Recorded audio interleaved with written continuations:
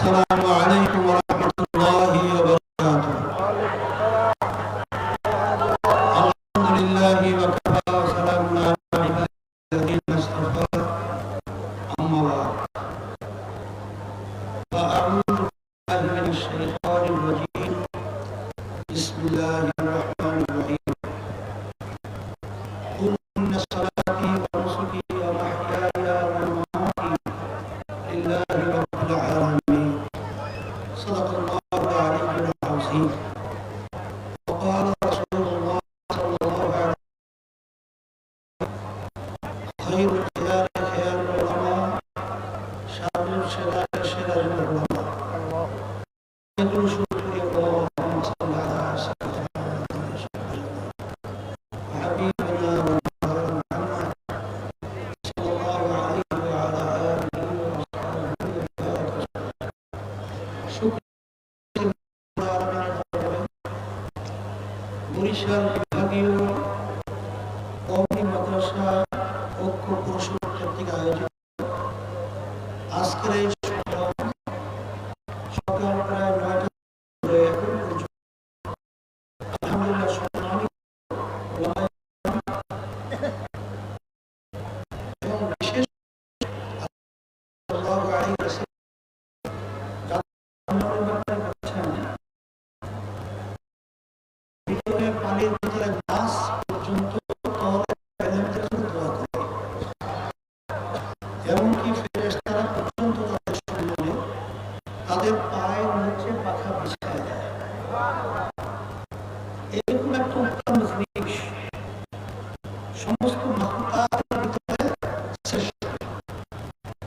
যে মাখলুক আল্লাহ রাব্বুল আলামিন আমাদেরকে সম্মেলনে উপস্থিত হওয়ার তৌফিক দান করেছেন। আলহামদুলিল্লাহ।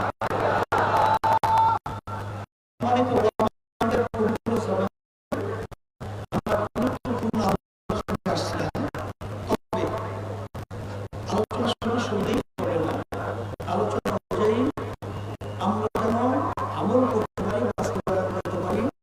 আল্লাহ আমাকে আমাদের সকলকে তৌফিক দান করুন।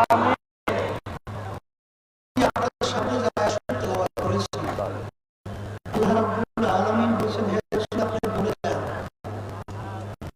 আমার বান্দা বান্দীদেরকে আপনার নিকট যে তার নামাজ রোজা বেঁচে থাকা মরে যাওয়ার একটা মাদ্রাসায় পড়া পড়ানো ব্যবসা বাণিজ্য সহ সব কিছু একমাত্র উদ্দেশ্য হবে আল্লাহ রাব্বুল আলামিনের রাজি খুশির জন্যই। আজকে এই সম্মেলন আমাদের করার মূল উদ্দেশ্য হলো আল্লাহ রাব্বুল আলামিনকে রাজি খুশির জন্যই। কথা ঠিক না? তা যাই হোক, আমি আপনাদের সামনে যে হাদিস শরীফ তেলাওয়াত করেছি, আল্লাহ রাসূল সাল্লাল্লাহু আলাইহি ওয়াসাল্লাম বলেছেন যে মানুষের ভিতরে, সমস্ত মাখলুকাতের ভিতরে সর্বোত্তম শ্রেষ্ঠ মানুষ সম্মানিত ওলামায়ে কেরাম। আবার আল্লাহ রাসূল সাল্লাল্লাহু আলাইহি ওয়াসাল্লাম বলেন সবচেয়ে নিকৃষ্ট সমস্ত মাখলুকাতের মধ্যে তাও হলো আলেম। তাইলে কোন আলেম সর্বশ্রেষ্ঠ সম্মানিত আর কোন আলেম নিকৃষ্ট, এটা আমাদের জানতে হবে এবং সর্বশ্রেষ্ঠ মানুষ হওয়ার চেষ্টা করতে হবে। কথা ঠিক না? হুব্বুদ দুনিয়া রাসূল কুল্লি খাতিয়াতি। আল্লাহ রাসূল সাল্লাল্লাহু আলাইহি ওয়াসাল্লাম বলেছেন সমস্ত গুনার মূল হলো দুনিয়ার মোহ, ক্ষমতার লোভ, সম্মানের লোভ, পদের লোভ। এক কথায় দুনিয়ার যে চিন্তাধারাগুলো আছে, যাদের ভিতরে এটা গ্রাস করবে, সমস্ত গুণের মূল হলো এইটা। কথা ঠিক না? সম্মানিত ওলামায়ে কেরামদের জবান থেকে আমরা আলোচনা শুনছিলাম, আমিও কিছু কিছু বিভিন্ন আমার ভাইদের থেকে শুনতেছিলাম কারা কি বিষয় নিয়ে আলোচনা করেছে। শোনেন, আজকে বাংলাদেশের ভিতরে ১০০-এর ভিতরে ৯২ জনের মতো মুসলমান বসবাস করে। যেই দেশের মধ্যে বাংলাদেশের রাজধানী ঢাকাকে বলা হয় মসজিদের নগরী।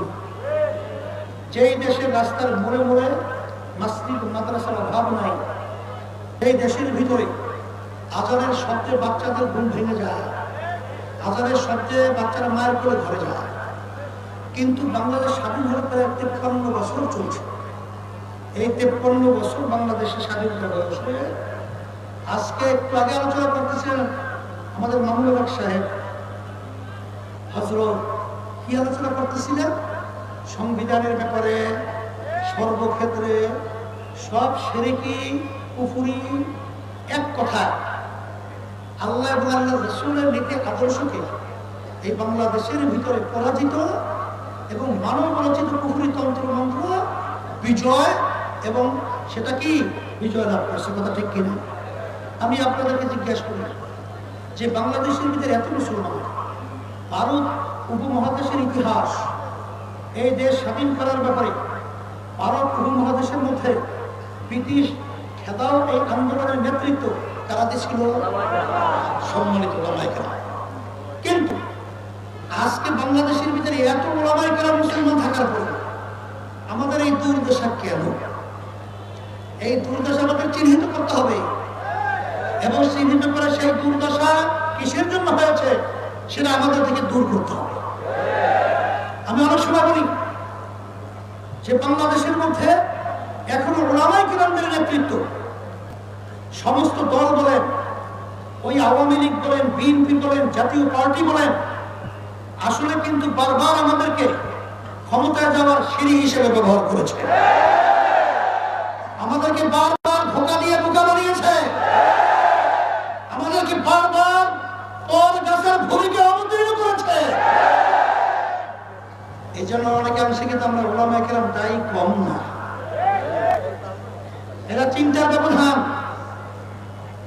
ইসলামী আন্দোলন বাংলাদেশ আপনারা জানেন যে 1987 প্রতিষ্ঠিত হয়েছে, কিন্তু অদ্যবধি পর্যন্ত এই দলের মার্কা হাত পাখা।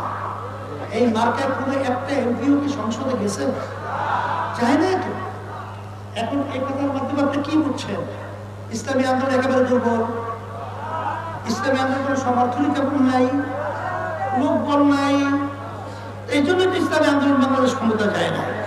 কথা ঠিক না?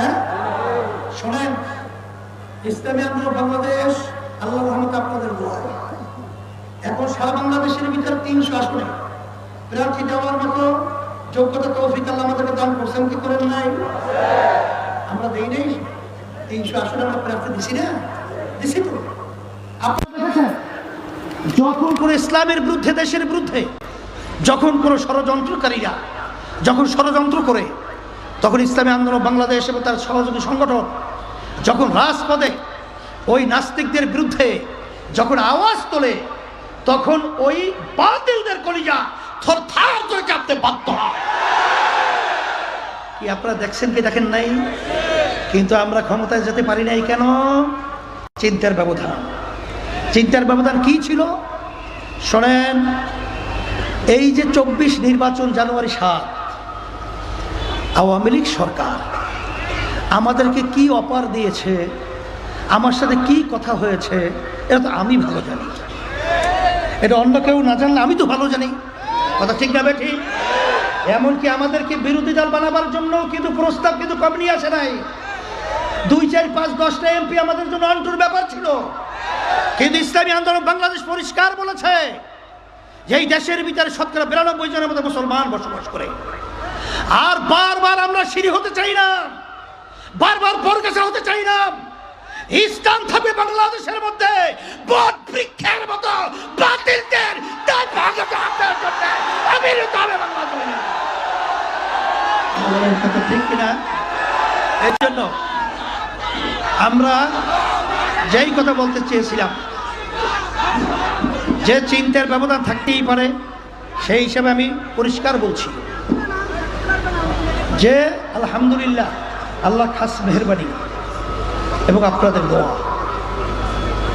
একটু আগে মানুষরা আমাদের চাচাজান হয়, কারণ আব্বাজান রহমাতুল্লাহি আলাইহি ছিলেন তার আব্বা ছাত্র, তা সেই হিসেবে আমার চাচা হয়।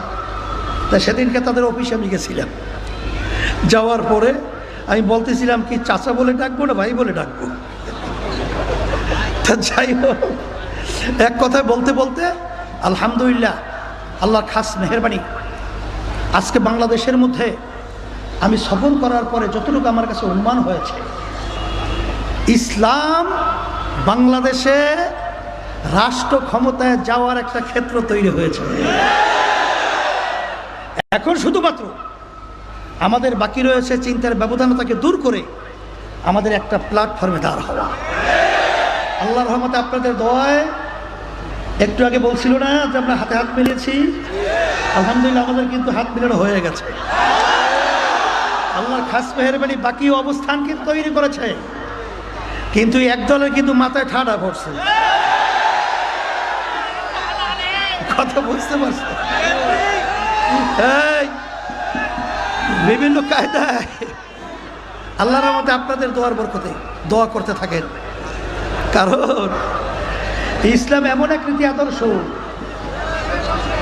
যে ইসলামী নীতি আদর্শের মাধ্যমে দুনিয়াতে শান্তি, আখেরাতেও মুক্তি। এছাড়া কখনোই মানুষের কল্যাণ আশায় আসতে পারে না। নালে 5ই আগস্ট আপনারা দেখেছেন, যখন ছেলেরা তাদের ন্যায্য দাবি নিয়ে কোটা সংস্কার, দাবিটা কি ন্যায্য না অন্যায্য? এই তারা যখন নাকি এই দাবি নিয়ে রাজপথে এসেছিল, তখন আপনারা লক্ষ্য করেছেন একমাত্র রাজনৈতিক ব্যানারে বাংলাদেশের ভিতরে একটাই দল, ইসলামী আন্দোলন বাংলাদেশ, সর্বপ্রথম এই ন্যায়ের পক্ষে, অন্যায়ের প্রতিবাদে, জালেমের বিরুদ্ধে রাজপথে আমরা আওয়াজ তুলে হকের পক্ষে নেমেছিলাম। বেশ ভালো কথা। আলহামদুলিল্লাহ নামার পরে আপনারা দেখেছেন যে আলহামদুলিল্লাহ আল্লাহ আমাদেরকে বিজয় দান করেছে। ওরা যে অমানুষ, পশু, তার বাস্তবতা হলো, আমি তখন ঢাকায় উপস্থিত, আমি দেখেছি যে কিভাবে একটা মানুষ, একটা নিরপরাধ মানুষকে এবং পাখির মতো গুলি করে রাস্তার ভিতরে ফেলে দেয়। এই ইতিহাস বিরল বাংলাদেশের ভিতরে ঘটেছে। কথা ঠিক না? ইসলাম এবং মানব রচিত কুফরি তন্ত্রমন্ত্র, এর ভিতরে পার্থক্য আপনারা দেখেছেন। তখনও মায়ের কান্না বন্ধ হয় নাই, তখন সেই মুখদের পানি পানি লাগবে শব্দ বন্ধ হয় নাই, তখন সেই সাইদের হাত প্রসারিত করে বুকের ভিতরে গুলির দৃশ্য এখনো মানুষ ভোলে নাই। তখন মা বলতেছিল, সন্তান আমাকে কয়েকদিন পর্যন্ত মা বলে ডাকছিলাম, মায়ের কান্না বন্ধ হয় নাই। তখন ইসলামী আন্দোলন বাংলাদেশ সহ ওলামায়ে কেরাম তখন বাংলাদেশকে সুন্দর পরিবেশ রাখার জন্য তখন তারা ট্রাফিকের সিগন্যালের দায়িত্ব পালন করেছে।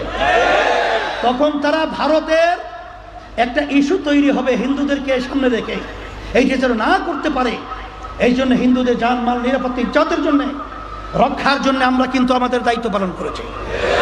কিন্তু তখন ওই স্বার্থন্বেষী মহল, হুব্বুদ দুনিয়ার আসকুল্লি খতিয়াতিন, সমস্ত গুনার মূল হলো দুনিয়ার মোহ, ওরা করছে কি, তখন চাঁদাবাদিতে লিপ্ত, ওরা ঘাট দখলে লিপ্ত, ওরা সন্ত্রাসের ভিতরে লিপ্ত। এই সন্ত্রাসীদেরকে, ঘাট দখলকারীদেরকে, চাঁদাবাজদেরকে বাংলার মসজিদে দেখতে চায় না, দেয়া হবে না, প্রতিহত করতে হবে।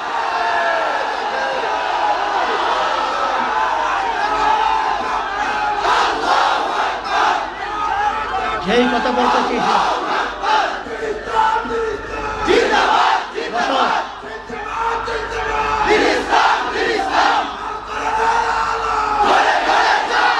পরিষ্কার, সেই হিসাবে আজকে আপনার আলহামদুলিল্লাহ